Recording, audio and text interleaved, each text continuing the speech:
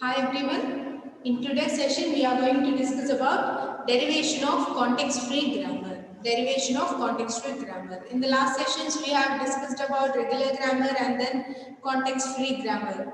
Writing context-free grammar for a given language, right? So in this session we will be seeing derivation of context-free grammar. What do you mean by derivation? Derivation of CFG means what? Derivation is nothing but it is a process of defining strings out of the grammar by application of production rules starting from the start symbol. We will be deriving strings by using the production rules of the grammar. Grammar consists of what? V, T, P, S. Non-terminals V, terminals T, productions P, S start symbol S, right? So by using production rules starting from the start symbol S, we will be deriving some set of strings. This is nothing but we will be defining some set of strings, and this process is nothing but derivation of context-free grammar. Context-free grammar. Actually, how we will be deriving? We will be deriving the terminal strings beginning with the start symbol by repeatedly placing the non-terminal by any of its corresponding production. Any of the corresponding body of the production. Okay, means in the production, see, suppose S tends to 0S. S tends to 0S. S arrow mark 0S. In that you will be having S as a non-terminal, right? That non-terminal is replaced by its production, its body of production. Again, if you have non-terminal in it, again you will be replacing it with any of its body of its production.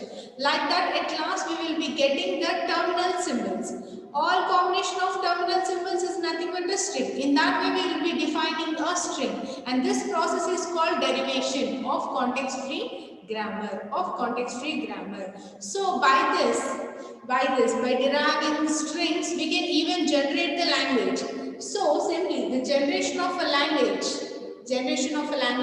language is nothing but set of strings, right? So the generation of a language, that is nothing but set of strings using the production rules of a given grammar is called derivation. See, derivation of CFG is nothing but it is a process of defining strings out of grammar by using its production rules, right? So we are defining strings. So if we, by this, even we can generate a language. Language is nothing but set of strings, right? So derivation of context-free grammar.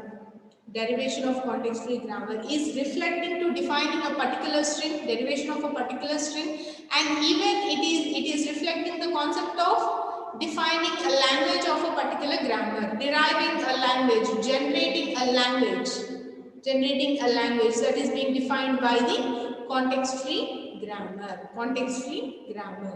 Okay.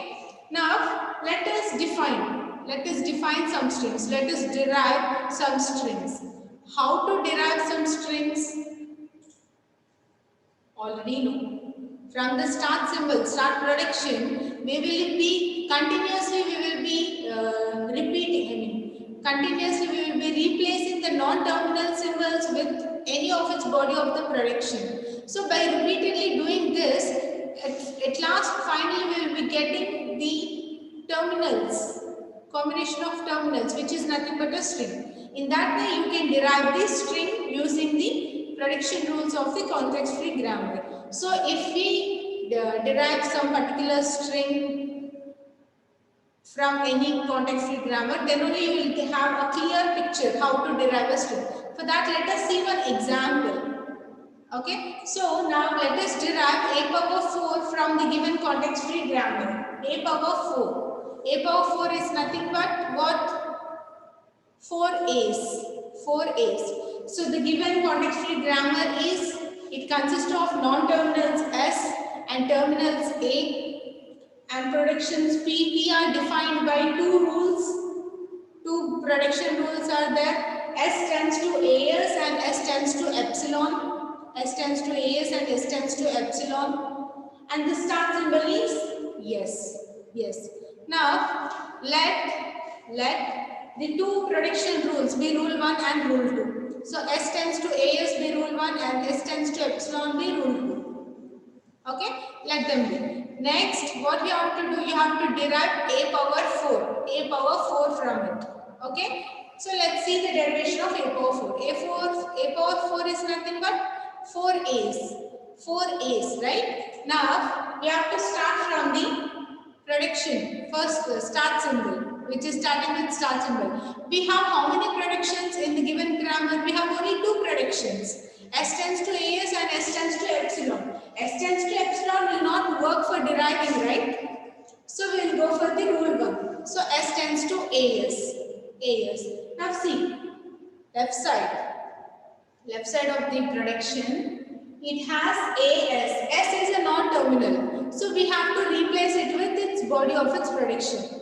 How many prediction rules are there? Two rules. Rule 1 is S tends to AS and rule 2 is S tends to epsilon.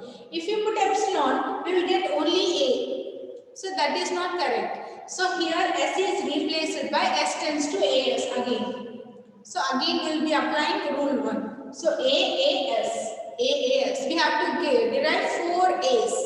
A power 4. That is our given string, right? So again you have one non-terminal. Again non-terminal should be replaced by any of its body of the prediction, right? So again we will be applying rule 1 only because rule 2 is epsilon. Epsilon, if you keep epsilon means that's the end, right? So we won't keep. Again S is replaced by AS. So 3 A's and then S. Again you have non-terminal S. Non-terminal S. Again that S should be replaced by any of its body of its prediction. So again it is replaced by AS, rule 1. AAAS, rule 1. Now you got 4 A's. Now you have to stop, right? Because I said to derive only A power 4. A power 4 is nothing but 4 A's. Now S should be replaced. The non-terminal S should be replaced by any of its body of the prediction. There are two prediction rules. Rule 1 is S tends to AS and rule 2 is S tends to epsilon. S producing epsilon, right? Now, S producing AS should not be replaced here. Again, you will be getting 5 A's. So, we have to stop. So, S producing epsilon. By that rule, we will be replacing it. So, we will be using rule 2. Rule 2. So, 4 A's followed by epsilon. And we have identity rules also. Identity rules. Any string concatenated with epsilon. Any regular expression concatenated with epsilon gives same regular expression. By applying that rule, we will be getting AAAA. Okay, so hence we have derived A power 4 from the given context-free grammar. In this way, we have to derive any string from the context-free grammar. Repeatedly replacing the non-terminals by any of its body of the prediction. This should be repeated. Finally, we will be getting the combination of terminals, which is a string that which we need to derive. Okay, so this is the process of deriving strings from the given context-free grammar. And one more thing, derivation of strings again. Derivation of context-free grammar is even reflecting the language, right? So now let us see language of context-free grammar. How to define a language of context-free grammar. Okay, now you already know how to derive a string, right? Now, in order to define a language of context-free grammar, you have to derive some set of strings using the context-free grammar. Okay, after deriving strings, you have to observe the pattern, observe the common thing from all the strings, and then you can derive the language accepted by that particular context-free grammar. You already know how to derive a string, right? Start symbol prediction you will be taking, and then you will be replacing. Repeatedly, we will be replacing the non-terminals by any of its prediction, any body of its prediction. At last, we will be getting a combination of terminals, which is a string, required string. In this way, you have to derive strings, right? Now, in order to get language, in order to define a language of a context-free grammar, you have to derive some set of strings using the given context-free grammar. And after deriving some set of strings, you have to observe the pattern. Observe the common thing among all strings, and then you can define the language that is being accepted by the context-free grammar. In this way, you can define a language of a context-free grammar. So now let us see one example how to define a language for the given grammar. Okay. Now describe the language defined by the context-free grammar. G equal to, they have given one non-terminal S and two terminal 0, 1. Productions P were defined by two production rules are there. S producing 0, S1 and S producing epsilon. And the start symbol is yes. So this is our given regular grammar. Now let the productions be rule 1 and rule 2. S producing 0, S1 be rule 1 and S producing epsilon be rule 2. So we have two rules. By making use of these two prediction rules, you have to derive some set of strings. After deriving some set of strings, you have to observe the pattern, observe the common thing among the strings. And then you can define a language that is being accepted by the given CFG. Okay, now let us derive some set of strings. String 1, you have one prediction rule that S producing epsilon, right? So by rule 2, S is producing epsilon. So the first string is epsilon.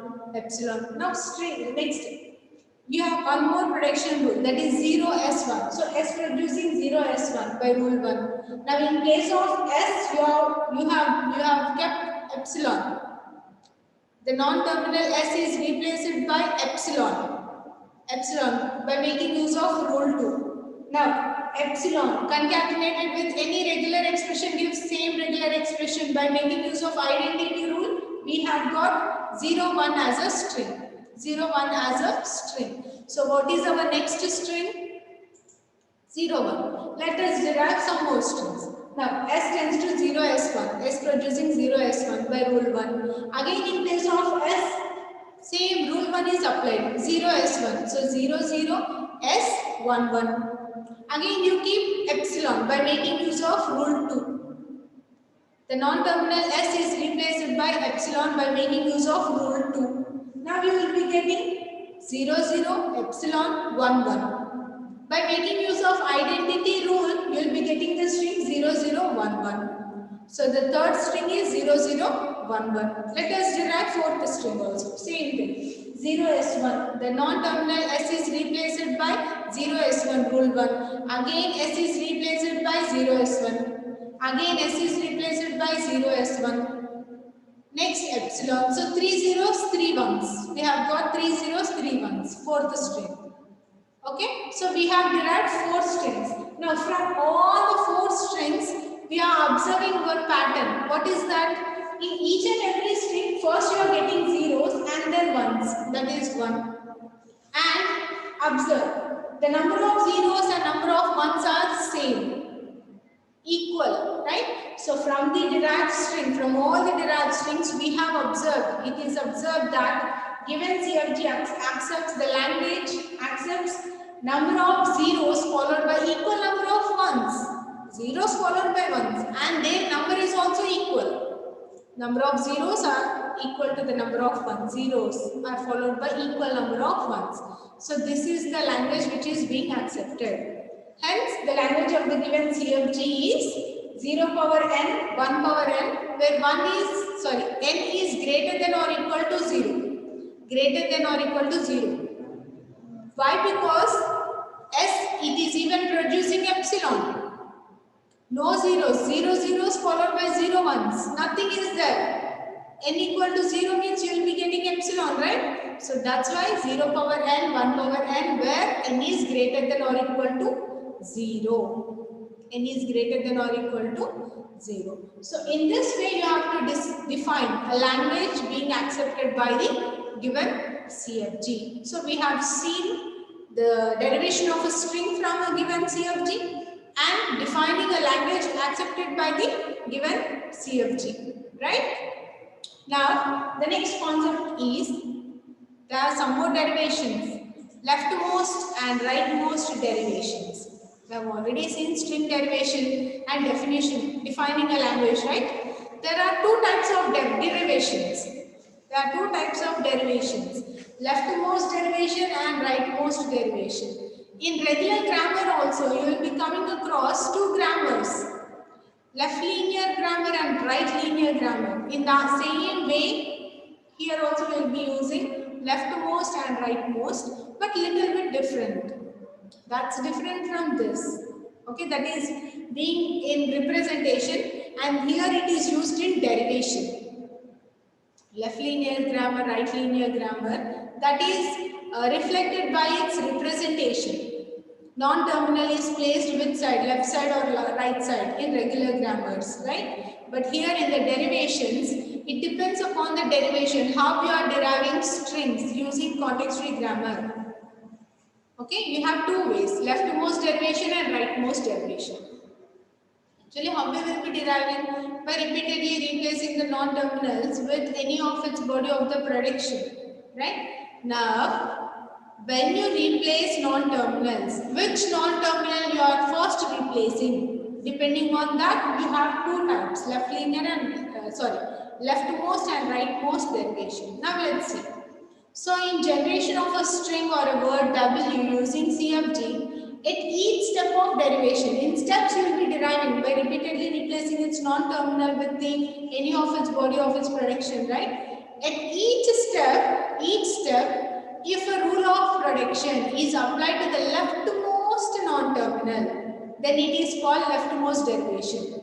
See, in the prediction, you have two non-terminals. If you replace the leftmost non-terminal in each step of the derivation, then that derivation is called as leftmost derivation. Similarly, rightmost means if a rule of prediction is applied to the rightmost non-terminal, then it is called rightmost derivation. If a rule is applied on the leftmost non-terminal, it is leftmost derivation. If a rule is applied on the rightmost non-terminal, it is known to be rightmost derivation.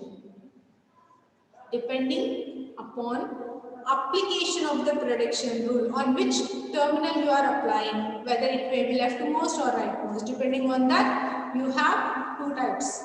If you apply it on leftmost non-terminal, it is leftmost derivation. If you apply it on rightmost non-terminal, then the derivation is rightmost derivation. Let us see some example in order to get a clear idea about leftmost and rightmost derivations. Okay. Now, derive the string ABB. This is the given string using leftmost and rightmost derivation from the given CFG. You are given with a CFG which has two non-terminals, two terminals, four prediction rules, and the start symbol is S. So this is the context-free grammar which was given. So let four prediction rules have been there, right? So first one, S producing X, AAX, be rule 1. X producing AX, be rule 2. X producing BX, be rule 3. X producing epsilon, be rule 4. We got four rules from the given context-free grammar. Now you have to derive the string ABB. You know how to derive a string, right?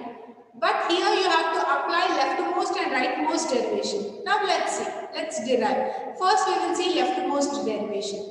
We have to start with the start symbol. Start symbol prediction, we have only one. These are the four prediction rules. We have one prediction rule regarding the start symbol, right? So S producing XAAX, rule 1. According to rule 1 we have. Now in this body of the prediction, the left side, what is the leftmost one? X. The leftmost one, the leftmost non-terminal should be replaced.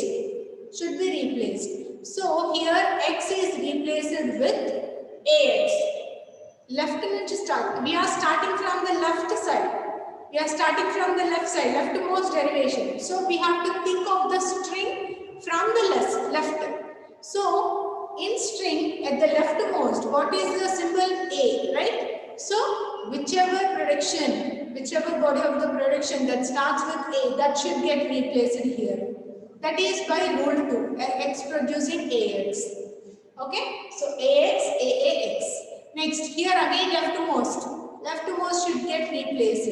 Now see, you have to think of the leftmost even in the string also. In the string after A, what you have? B. So what is the body of the prediction that starts with B? Rule 3, BX. BX, right? So by making use of rule 3, here X is replaced by BX. X is replaced by BX. Again, the leftmost non-terminal should be replaced. Now, think of the string. See the string. After AB, what you have? Again, you have B. So, you have to think of the production which starts with B. Again, rule 3, X producing BX. Right? So, again, by making use of rule 3, X is replaced by BX. So, ABB, X, AAX.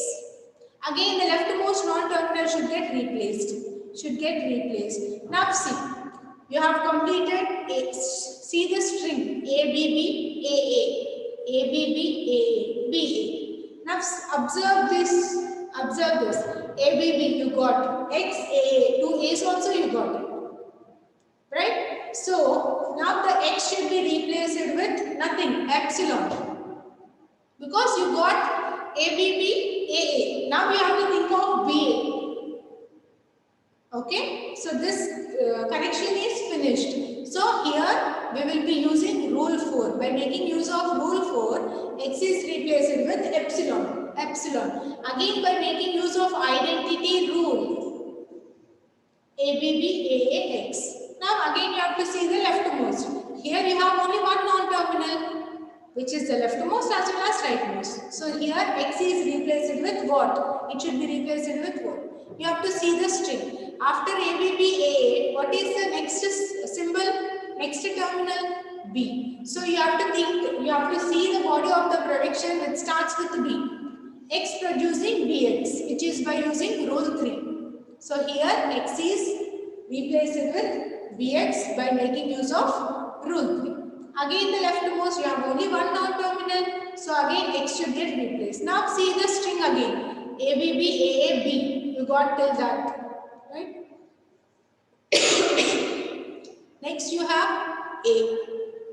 Next you have A. So that A, what is the prediction that starts with A? X producing AX. That is by rule 2. So here, by making use of rule 2, X is replaced with AX. Now observe the string ABB, AA, BA. You got the total string here. Now the X is replaced with epsilon, as you got the total string. By making use of rule 4, it is replaced with epsilon. Again, by making use of the identity rule, you got the complete string ABB, AA, In this way, you have to do the leftmost derivation of a string. Now let us see the rightmost derivation. In the same way, but you will be replacing the rightmost non-terminal. Okay, rightmost non-terminal X. Now see here. In the leftmost derivation, when you are deriving, you will be observing the string from the left side. Now we have to observe it from the right side. Okay. Now X should get replaced by what? X should get replaced by what? You have to think. Now at last, at the rightmost corner of the string, what you have? After A, already A is there in your prediction. So after AA, what you have? BA. So X should be replaced in such a way that you have to get B. B after AA. So what is starting with B? BX regarding rule 3, right? So here X should be replaced with BA. Because after AA, you have to get B only, not A. B you have to get. Okay, the prediction which is starting with B is rule 3, BX, right? So it is replaced with BX. Next, after AA, B, you are having A. So you have to think of the prediction which starts with A. That is rule 2. X producing AX. So again the rightmost non-terminal x is replaced with ax by making use of rule 2. Rule 2. Now see, AA, BA, completed right side. Okay, now what is there on the right side of A? It's completed. Now the x is replaced with epsilon. Right side is completed, right? So x is replaced with epsilon here by making use of rule 4. Rule 4. It's not rule 3, it's rule 4. Okay?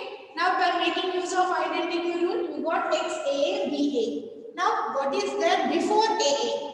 You have to think of it. Okay? Now x, you have non-terminal x, that x should be replaced in such a way that leftmost corner of the string is A. So you have to get A there. Leftmost corner of the string is A, right?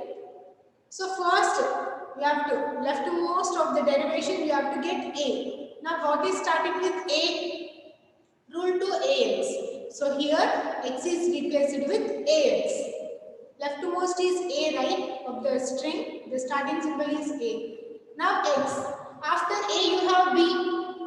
So what is starting with B? Production starting with B, Bx, that is rule 3, right? So by making use of rule 3, x is replaced with Bx.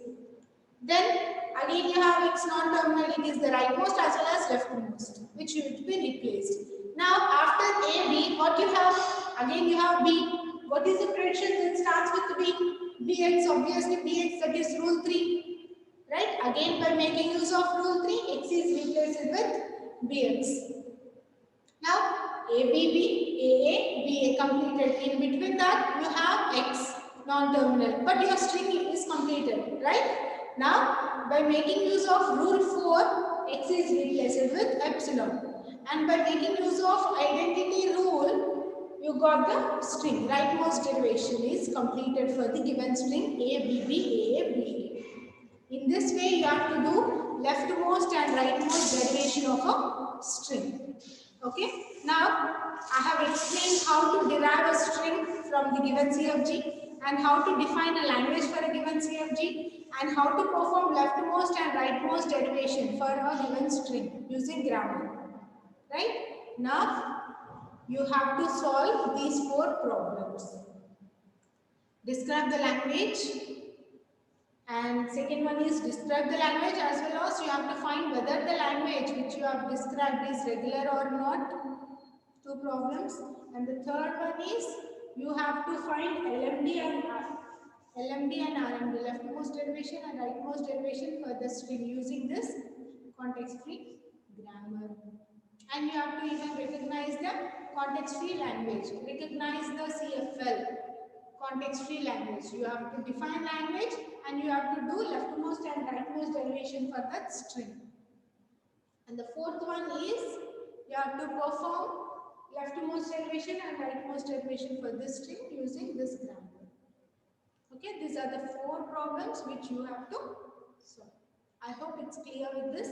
We have defined string, derived string, defined the language, and we have gone through leftmost and rightmost derivation using CFG. Okay. Thank you.